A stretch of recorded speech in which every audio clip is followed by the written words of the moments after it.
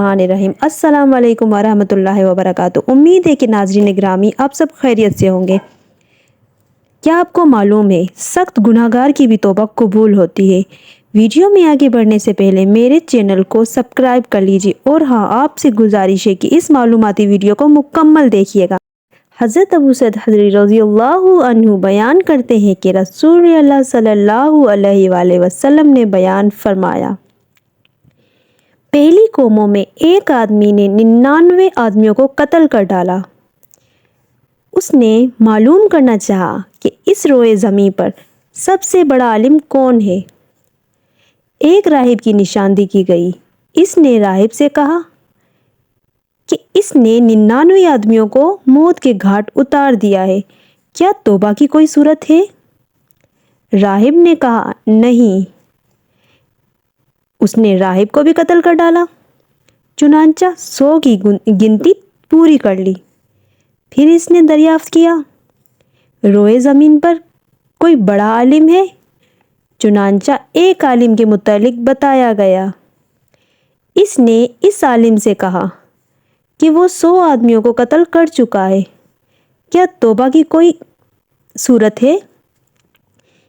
اس عالم نے جواب دیا، ہاں، توبہ کی قبولیت سے کون سی چیز رکاوٹ بن سکتی ہے؟ فلاں علاقے میں جاؤ، وہاں کچھ لوگ اللہ تعالیٰ کی عبادت میں مصروف رہتے ہیں، تو بھی ان کی رفاقت میں اللہ کی عبادت میں مشغولیت اختیار کر اور اپنے ملک کی طرف واپس نہ آنا، وہ بری زمین ہے۔ وہ شخص چل دیا، جب نصف مسافت پر پہنچا تو فوت ہو گیا۔ اب اس کے متعلق رحمت اور عذاب کے فرشتے جھگڑا ہو گیا ان دونوں کے درمیان۔ رحمت کے فرشتوں کا موقف تھا کہ تائب ہو کر اللہ تعالیٰ کی طرف متوجہ ہوا۔ عذاب کے فرشتوں نے کہا کہ اس نے تو کبھی کوئی نیک کام کیا ہی نہیں۔ چنانچہ تصفیہ کے لیے ایک فرشتہ انسانی شکل میں آیا، تمام نے اس کو ثالث تسلیم کر لیا۔ اس نے کہا، دونوں طرف کی زمین ناپ لو، جس طرح کی مسافت کم ہوگی اس کا استحقاق میں اس بنیاد پر ہوگا، جب زمین کو ناپا گیا تو جس طرف وہ جا رہا تھا اس کی مسافت کم نکلی۔ اس بنیاد پر رحمت کے فرشتوں نے اس کی روح قبض کر لی۔ صحیح بخاری میں ہے ایک روایت کہ وہ نیک لوگوں کی بستی کی طرف ایک بالش زیادہ تھا، اس لیے ان کو ان میں شمار کیا گیا۔ ایک اور روایت میں ہے اللہ تعالیٰ نے اس بستی کی طرف وحی نازل فرمائی کہ تو دور ہو جا، اور دوسری بستی کو نزدیک ہونے کا حکم دیا تو وہ نیک لوگوں میں ایک بالش قریب نکلا، پس اسے معاف کر دیا گیا۔ اور اس آدمی کے بارے میں رحمت کے فرشتے اور عذاب کے فرشتوں کے درمیان جھگڑا ہوا۔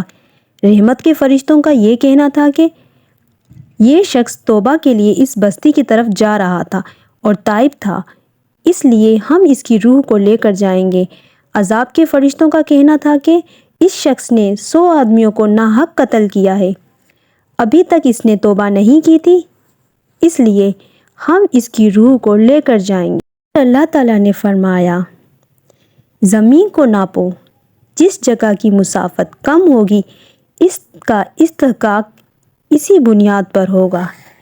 اس حدیث سے یہ بھی معلوم ہوتا ہے کہ آدمی جتنا بھی بڑا گناہگار بن جائے مگر اللہ تعالیٰ کی رحمت سے مایوس نہیں ہونا چاہیے۔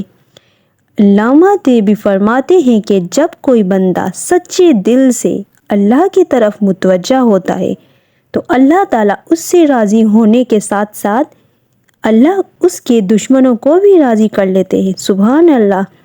حدیث کی آیت قرآنیہ سے بھی تائید ہے۔ اس حدیث سے یہ بھی معلوم ہوتا ہے اگر کسی نے کسی کو جان بوجھ کر قتل کر دیا، اگرچہ کبیرہ گناہ ہے مگر اس کی بھی توبہ قبول ہو جائے گی، جیسے کہ قرآن مجید میں ہے،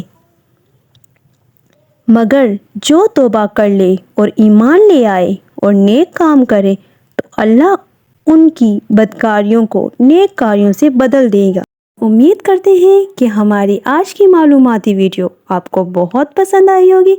لائک کیجیے گا، شیئر کیجیے گا، اور ہاں، اس طرح کی مزید اسلامک معلومات کے لیے ہمارے چینل وظائف اعمال کو ضرور سبسکرائب کیجیے گا۔ ہم ملتے ہیں ایک نئی ویڈیو کے ساتھ۔ اپنا بہت سا خیال رکھیے گا۔ اللہ نگہبان۔